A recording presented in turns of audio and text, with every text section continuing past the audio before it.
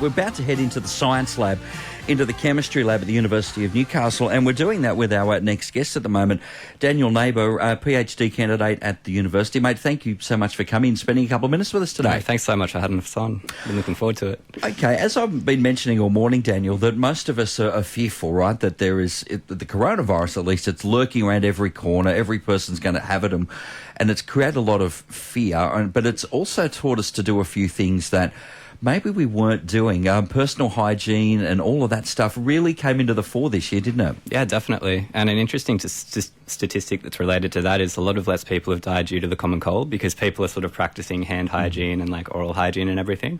So, yeah. Which at a very basic level amazed me that we had to teach people how to wash their hands and all of that. But whole other story.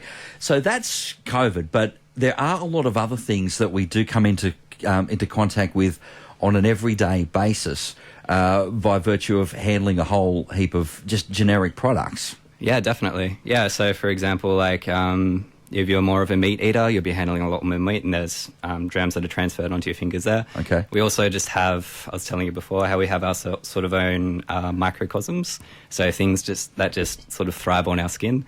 And what they do is actually help fight off, we were talking about the warframe, right? They fight off other bacteria that might cause harm to us. It's interesting. We have this view, I think we have this view of the things that we can see, but the things that we can't see, I mean, if you look at like your skin, like you said, it's not just your skin, there's a war going on, isn't there? Yeah, you could think of it like that, yeah. So we excrete things and then they just sort of feed off them, yeah. All right, that brings us to what we're doing today. I thought we'd get you in, Daniel, and we'd take a swab with your very special scientific equipment of some everyday items and get a look at what we've got. So I'll volunteer a couple of mine first. Mm-hmm. Here's an item that every one of us uses every minute of every day, their mobile phone. Now, take a look at that phone, and what do you... Just having a look at it, looks fairly normal. Does it look fairly clean to you with your chemical view? It doesn't. I'll be honest. Yeah, I'm looking forward to getting what we can find off this. So, looking at the screen there, why does that not look so clean? Now, I haven't sort of prepped it, I haven't cleaned it, but why does it look dirty? So the smudges and everything, that's really sort of a telltale sign. So that offers a place for microbes to live. For example, I was talking about things being excreted from the skin. Yeah. That gets transferred to the phone surface, and then the microbes thrive off of that. So, okay, so all the nasties, they live within the smudges. So we see that as just a day of being too lazy. They see that as terrain. Yeah, exactly. You might just see it and think, oh, that's just like a bit of oil or a bit of dust or something like that. But yeah, they're thriving in there. They're dividing and yeah. Ooh, and I guess you imagine that by the time we eat our food and then we tap on the phone, of course, we're adding literally, a whole restaurant. Exactly, yeah. So if you're, again, handling meat, for example, then using your phone, you're transforming all those bacteria. And I don't want to get too blue, but when you go to the toilet, for example, a lot of people use their phones in the toilet.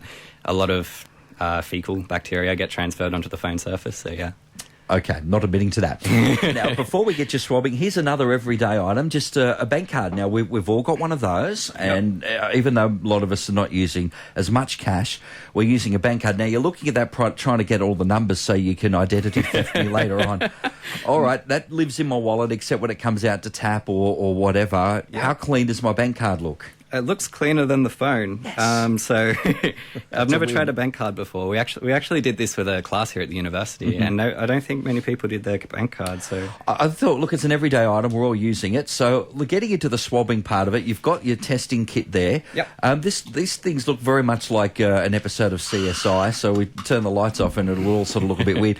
You've got your little petri dish, but you've got your swabbing tool, very sophisticated. So take us through the process, Daniel. Okay, sure. So yeah, we've got what's called some nutrient broth, okay? So I've got these liquid ones over here. So they just sort of sit at 37 degrees and they're specialised for microbes. So for example, they're really suited for microbial growth. We take that liquid culture and we add some what's called agar, which is just essentially it's just a seaweed extract. And we get this here, which is the solid form of that. What this provides is bacterial growth. What the agar actually provides is individual colonies. So that'll be really interesting to look at, I think. All right, so let's open one of those and we'll do the phone first because we can do the other later. You reckon the phone's going to be the one where all the nasties are hiding? The phone's the ticket for sure. You seem, knowing what you expect to find, you seem pretty brave. Didn't bother with gloves, Daniel. I thought that would have been interesting. Would have bought gloves. Anyway, so you're swabbing away on the screen on the phone. getting a good look at it's getting a good clean, actually. It is, yeah, and taking everything off. So what we'll do is once you swab all of that, I guess that'll go into two parts. Like one part will go into the liquid jar, and the other one will be swabbed across the circular device. That's the scientific term for it. Yeah, we call that one a nutrient agar. Nutrient agar, okay. That's the one, Well, yeah. as long as you learn something every day, we're doing good. Yeah, so I didn't wear gloves because I'm pretty confident that we won't find anything particularly nasty. Okay. Okay, so like you seem pretty healthy and you don't seem sick today, so... No, not today. So we'll probably just get what's part of your natural sort of ecosystem. So what are some of the... not to sort of spoil the surprise, because you'll be coming back next week with the results of this gear, but are there things that when these sorts of results come in, people are like, wow, I wasn't expecting to find that? Or are we just kind of conditioned to, like, I expect it to be nasty? To microbiologists, we generally find what we're looking for when we're doing something like this, because these things are pretty consistent. But to someone who isn't sort of like trained in microbiology, there's definitely some interesting things I think that we're going to find. We often think that we can be pretty clean, like we do the washing of the hands and we stay away from germs or people that look nasty or whatever, but there's no escaping it. All this stuff this is just as natural as you and I, isn't it? Absolutely. Yeah, absolutely. So from the dawn of time, we live with microbes. There's a statistic, it varies a bit. It used to be 1 in 10, so we're essentially 1 part microbes, 10 part human. That statistic, in recent times, I've even heard that we're half and half. So half of our body weight is microbes. That's probably not true, but yeah. But even if it's gone a long way towards that, that means that the makeup of us as human beings has changed. So why would that have changed so much? How do you mean so? Well, like if we were 1 in 10 and now we're 5 and 5, is that where we're going? Oh, no, that's just, so it's not necessarily changing. Yeah. It's just how these things are measured. So like as we improve our measuring, okay, so it's more the testing of it. Yeah. All right, so that's being wiped in there. Now, I know you'll do that with the card, and you also did a couple of communal services here. I did, yeah. The microphone that you're hearing me speak into, we all speak into that. It doesn't matter what announcer, we're all doing it. So you've done a swab of that.